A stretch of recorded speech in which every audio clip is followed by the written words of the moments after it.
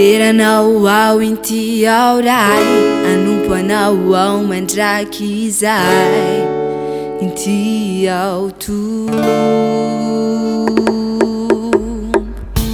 Miamiko rehetra foko anao, zay kely ananako omeko anao inty ao tombo.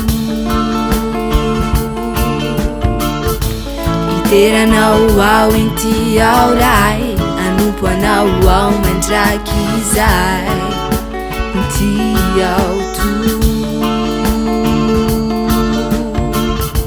Miamiko rehetra foko anao, zay kely ananako omeko anao inty ao tombo.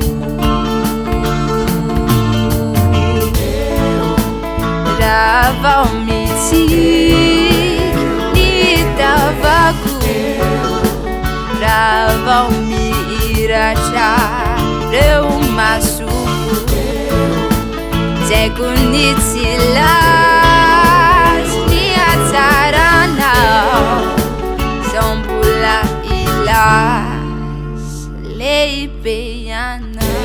Iteranao ao inty ao ray, anompo anao ao mandraky izay inty ao tombo. Miamiko rehetra foko anao, zay kely ananako omeko anao inty ao tombo.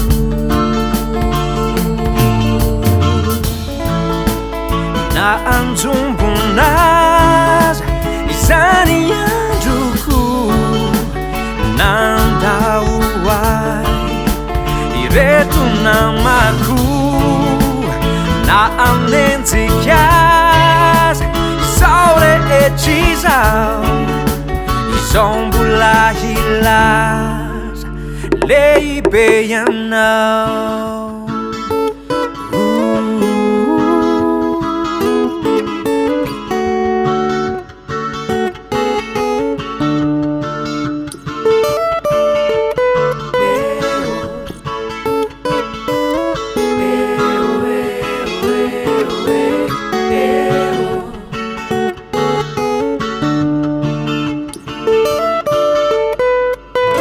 Iteranao ao inty ao ray, anompo anao ao mandraky izay inty ao tombo.